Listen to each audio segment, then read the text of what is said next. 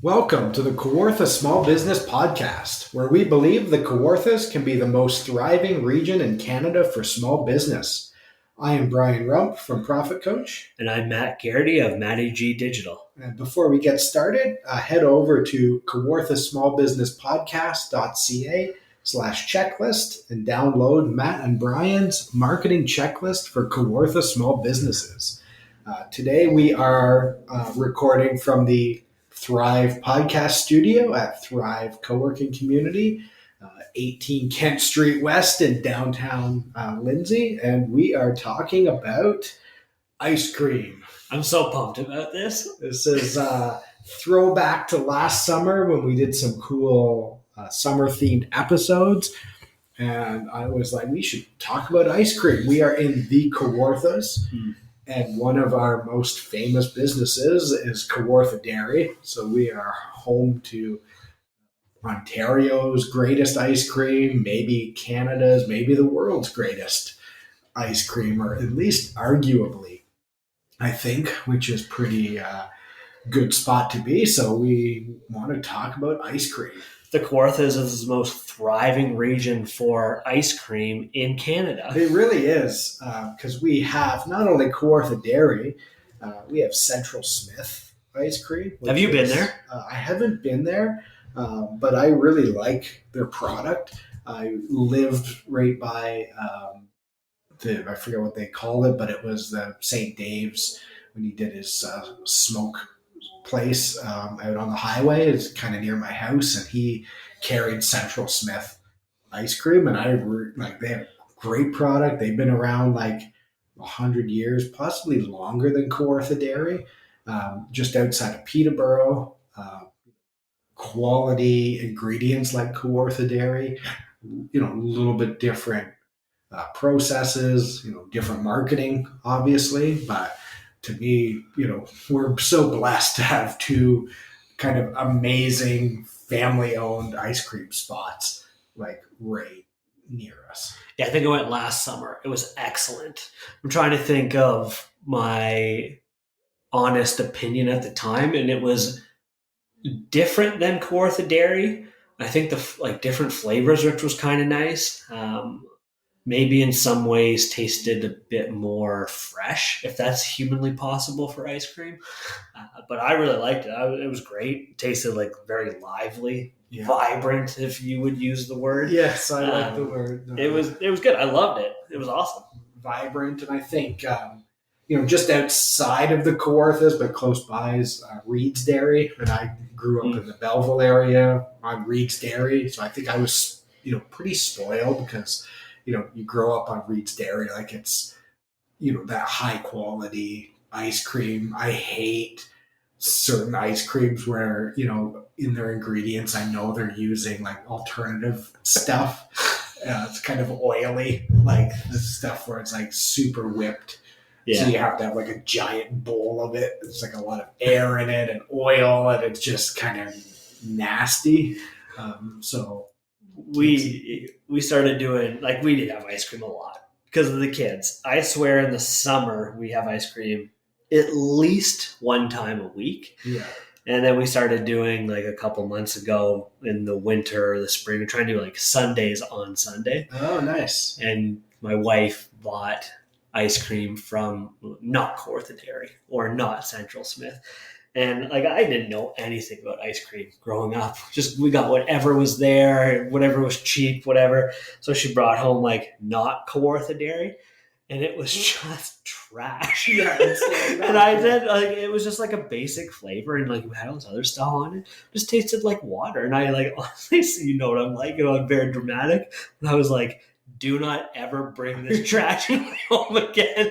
Like, we're only getting Kawartha Dairy in this home now. Yeah, it's funny because, and what I think this is a neat sort of microcosm of business and generations is, I think we're seeing a return to higher quality ingredients and people are demanding it. And that's very much the like millennial hipsters care about the source. They care about quality more. Boomers is all about sort of the cheap and good, make me full.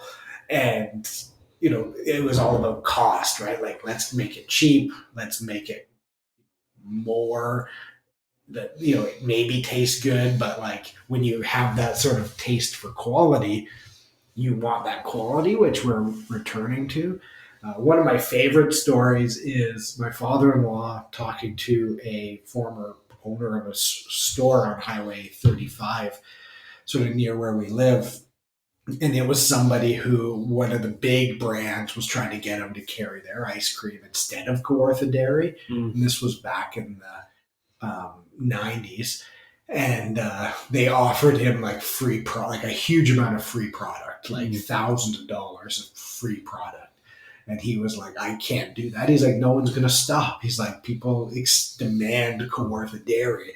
It's like, so if I put, your brand out, it's like, they're just going to go to the next place that has, Kawartha Dairy, which I think is a neat recognition of both quality, but brand recognition. Oh, brand recognition for sure. And then when you do taste it, like there is a distinct difference between Kawartha Dairy and the ice cream that you're getting at the grocery store. Oh yeah, like it's not comparable at all. So yeah, and a lot of that's just the methods, and in some cases the commodity's the same, like milk is milk, but once you start doing some other things with it, it changes it, and some of the independents still do it the same way.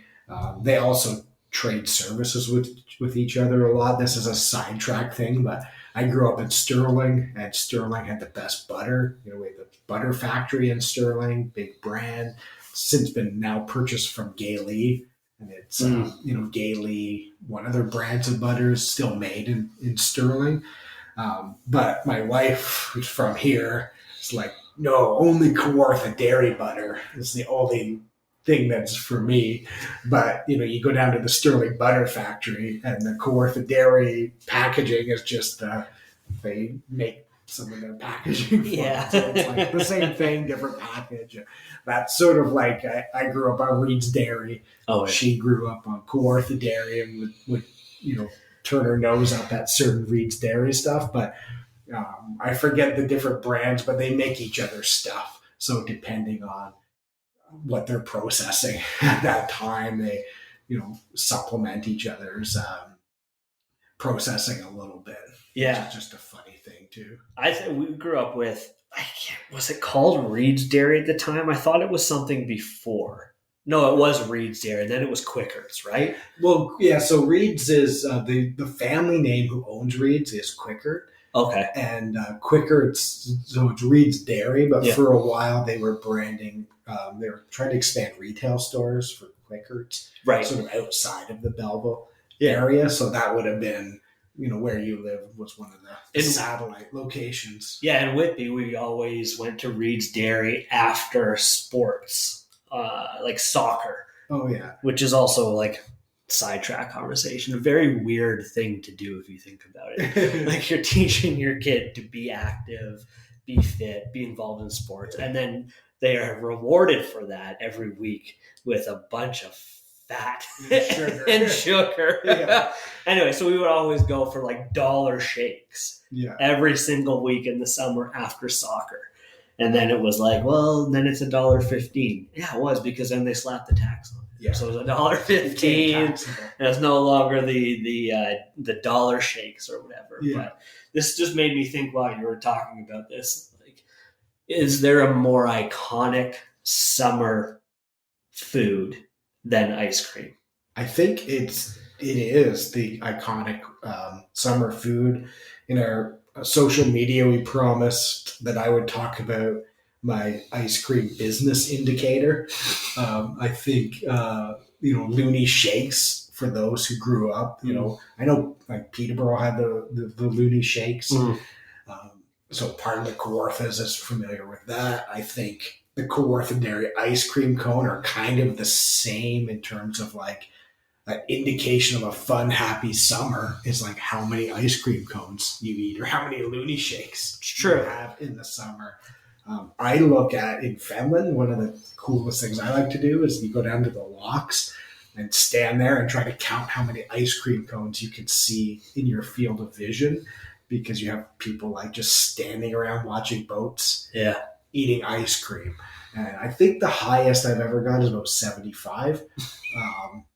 You're like Rain Man. Yeah, like it's just like, oh, how do I painting ice cream cones and at I the just lot. think that's kind of cool, right? So like on a nice day, people are out and about. It's like you can measure, Yeah. maybe like the happiness and niceness of the day by number of ice cream cones. I don't think I've ever gone to Fenland with my children and not had ice cream. Yeah. I do not think that's ever happened. They just associate Fenland Falls with its ice cream time. Ice cream time, and I think we've talked about before. We have the White Cottage now has soft serve, which is different, but still in the ice cream realm. There's frozen yogurt, similar, a little bit different at the Country Cupboard. So if you go to Fenland, no matter your tastes in the ice cream category, like you could find that. And I think it's, I would bet, and it would be cool to know if like ice cream cone sales correlate with overall business sales in the community. So like if you own a non-ice cream related business, you should be pumped watching people with ice cream because they're getting happier, they're out and about. You want them to come into your place and shop as well. Ice cream season is sales season. Ice cream season is sales season. That's our quote for the episode. The only other thing that I thought was maybe more iconic in the summertime is the hot dog. I think that from a marketing perspective, that's true. And from Americana, nothing's more American than a hot dog. But I wonder if it's true in reality. I eat hot dogs. I like hot dogs, but I don't buy them out of the house that much. Mm-hmm. Like I'm not going to Fenland Falls every weekend and eating a hot dog from somebody. Frequency for sure. You're eating more ice cream in the summer. However, you will eat ice cream in the wintertime. But if you eat a hot dog, I can't say this with a straight face, but if you eat a hot dog in the winter, you're a degenerate. There's no one's eating a hot dog in the wintertime. There's no way. Late October through March, maybe April, you're going to eat a hot dog. Like, why would you do that? You're going to lose it when I tell you how many hot dogs I eat year round. They're like a good, like, cold Saturday night. Just throw some hot dogs on the rack in the oven and get out some hot peppers and have a good dinner. But it's an interesting conversation. It's funny because I've one time in my whole life had a hot dog at a restaurant, and I thought it was like a weird thing to do. Were you at a Shopsies? No, I was at Cow and Sow. Oh, really? Okay. Like a bacon wrapped like whistle dog, and it was awesome. I'm like, why don't I eat hot dogs more? Yeah. And I always want to go to On the Walks in Fenland. Has like a whole like hot dog menu. Do they really? And I think it looks awesome, and I want to go there, but I don't. So I always wonder, like, it's one of those things we think we eat and spend more on, but don't unless we're, some areas are different. I think, Toronto obviously is known for street hot dogs. Street meat. It's like in the world, like the best city in the world to get like a hot dog on the street. Really? Even though New York thinks they are, but those are disgusting. They're like boiled hot dogs. I was never more disappointed in my life than getting a hot dog in New York, and they like just pull it out of water and like put it on a bun and give it to me. I like a boiled hot dog sometimes. I do like it sometimes, but like when you're used to like Toronto, like grilled on the street, like more toppings, and then you go to like somewhere else, and it's kind of underwhelming. Oh, for sure. I think. Do you like beef hot dogs at all? I prefer the mix. Like I know some people are like, oh, beef. I like pork. I hate all beef. I like red hot. Like classic red hot. Classics. Yeah. Agreed. I would like to explore. I know like in Michigan, like they really take their hot dogs seriously. And it's like a lot of places make their own. And like high quality hot dogs. We got to stop talking about hot dogs. Let's save hot dogs for next month. We've gone down a path I didn't need us to take. That's a great. Well, we're on the ice cream tangent. I think we've talked about things like quality. And again, linking it back to small business, I think with ice cream, there's always trends to follow. Mm-hmm. I think there's quality is important. Consistency is important. There's a mix between nostalgia type flavors, them good mainstays, and then there's the trends and the innovation. There's always a few new flavors for a season. I know Kawartha Dairy does they'll take a temporary flavor and they'll add it to their year-round rotation. They'll bring back flavors sometimes, which I think is cool. I was just thinking about we were at Slices and Scoops a couple weeks ago. Tons of flavors. As I mentioned, we go for ice cream every single week. So last weekend, a week later, we went to Dairy Barn for Kawartha Dairy. And I'm always shocked by the amount of flavors. And I don't think that that's necessary. Do we really need more than 20 ice cream flavors? It's interesting. That's a good question. I like this question because there's Baskin Robbins, which is their 32 flavors. So there's a two in it. Song from the 90s, 32 flavors and then some. That's another good pull quote for this episode. But it's hard to go above that. You rarely go to a place that has 500 flavors because that's too many. I would be curious to see the sales numbers for some of those because I think at the end of the day, vanilla probably is still one of the highest, and there's probably a core of most of it. But then they're trying new stuff. Some people like novelty. Yeah. Some people get the exact same thing every single time they go. I mix it up. I try to get something different every time. Yeah, you're a different type. I try to do that now. For the longest time, it was you don't get ice cream very much, so I'm going to get something I know I like. Now that I'm an adult, I'm if I don't like it, I can just go up and buy another one. It's not the end of the world if I don't like an ice cream, right? So I think, from a business standpoint, it's just fascinating because you kind of have to predict some of those things sometimes. What are those flavors going to be? And I think sometimes they know exactly this percentage of people want mint chip every time. Mm-hmm. So they know they have to have some mint chip. If they're creating something brand new, you have to predict your whole season. With your supply chains, you have to order those ingredients. So you could have a complete dud that everybody hates, and now you're just dumping out or can't get rid of a certain flavor of ice cream. Yeah. Or everyone loves it, but they don't love it all the time. Mm-hmm. So you have to keep it either seasonal or limited time, which is a whole marketing and business thing as well. So lots of cool concepts that apply to ice cream. I do go pretty heavy on the mocha flavor. So I get Muskoka mocha every other time probably. Oh, yeah. Or there's the mocha almond fudge that's really good. Mocha almond fudge might be better. Nice. I sometimes get irritated with the Muskoka mocha because they've got the little chocolate fish-shaped things. Oh, yeah. And this is a weird thing about me. I like chocolate. Chocolate's great, but I don't love just a bunch of plain milk chocolate. Okay. Is it a dairy bar, or they call from a chocolate bar? What's dairy milk? Oh, yeah. Those chocolate bars, they're just milk chocolate.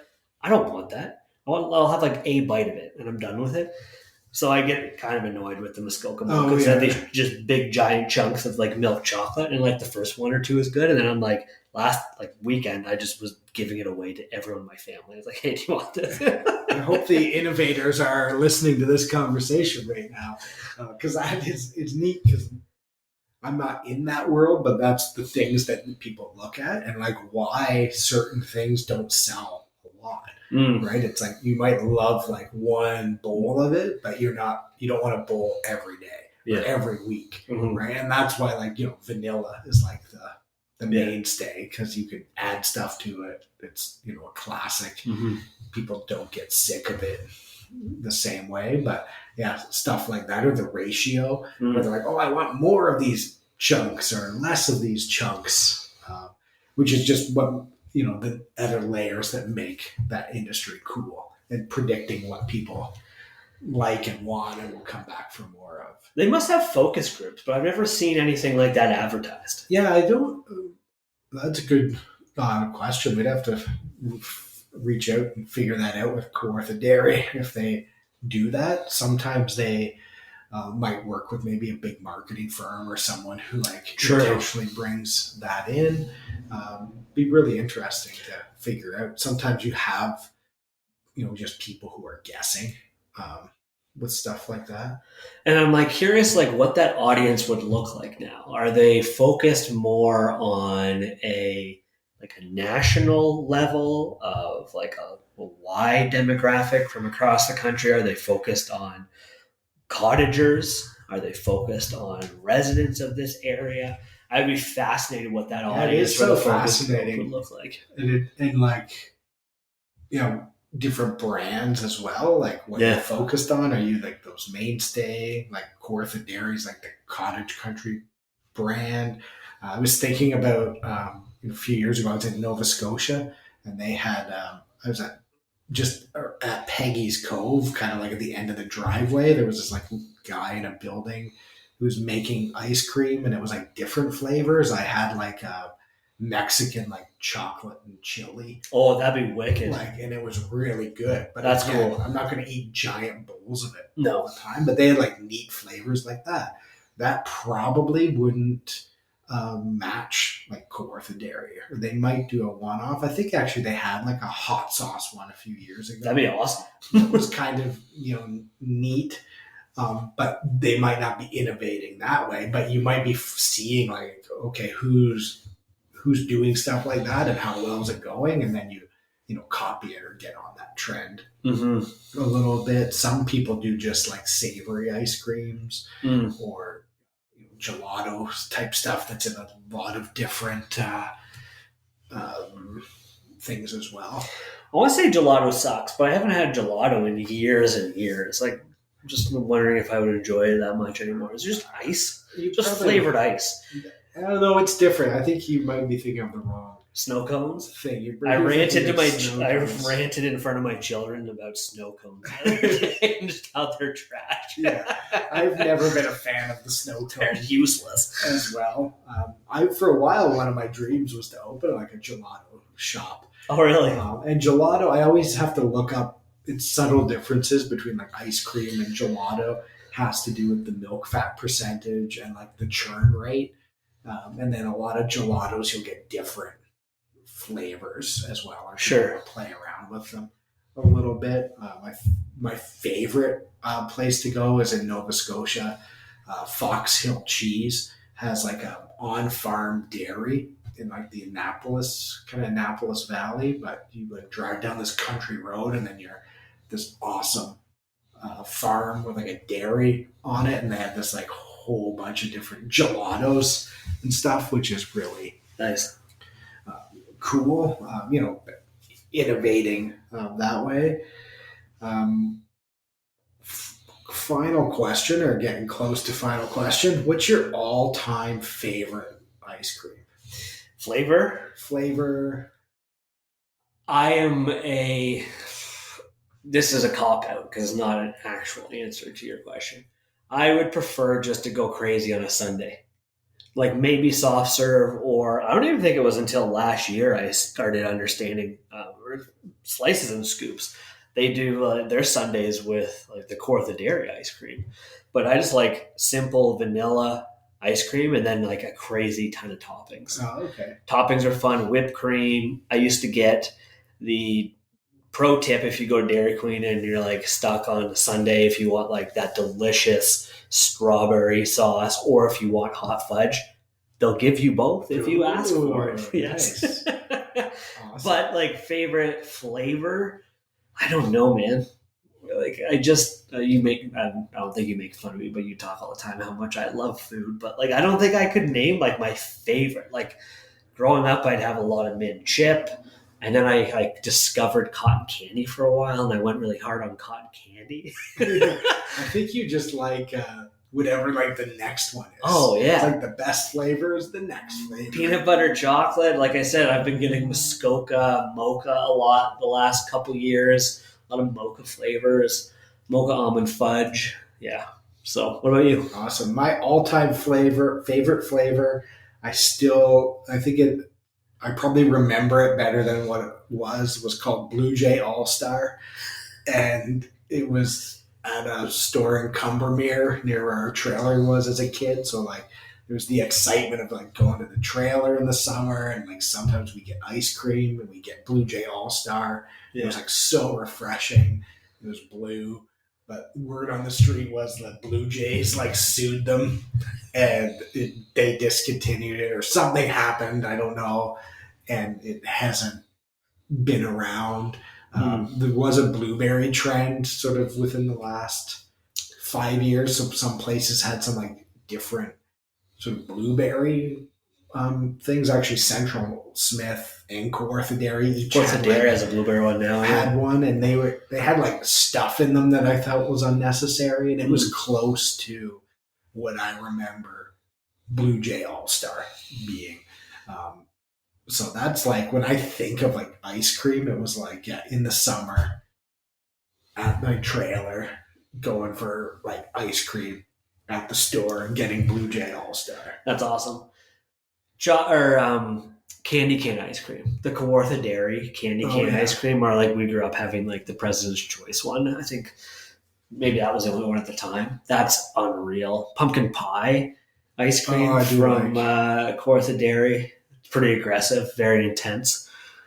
Ice cream's awesome. I like that. Yeah, they're all like good. I do like Central Smith when they were near, or I had access just down the road at the end of the season. They would sell off, like they would just do little containers of it for like a couple bucks each. So I would just buy a bunch of different flavors and throw them in my freezer. And they had one that was had chunks of brownie in it, and it was really good. One of my favorites, but it was nice because I didn't want to eat a lot of it, so you could make like a actual just a serving, and it would be like so good. Nice. The ice cream I think I get most nostalgic about thinking back on it is a Puckerberry Blizzard from Dairy Queen.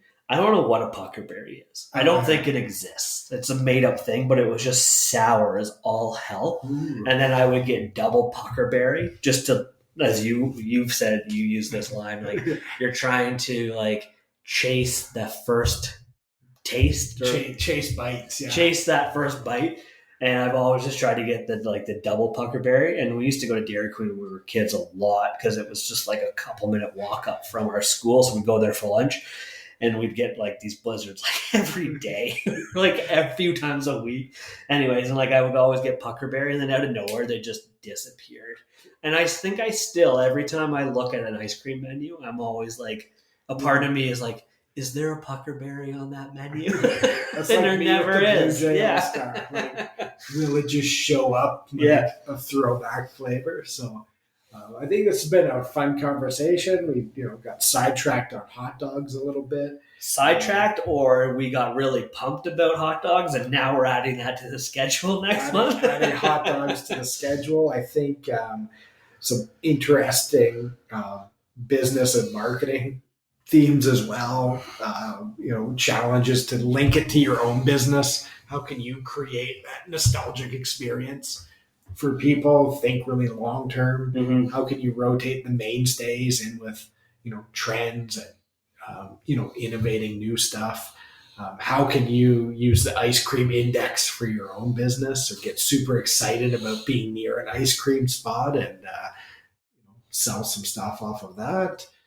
Any final thoughts? I feel as if I've exhausted every little funny note that I have about ice cream. Yeah, this has gone on way too long. This is our longest episode? No. We're under average. Was that 90 minutes? But I don't think it was all necessary. So thank you for sticking with us. Let us know what you think about ice cream. Reach out to us. We'd love to help you start, grow, or recharge your business, you can set that up by emailing us at setitup@kawarthasmallbusinesspodcast.ca.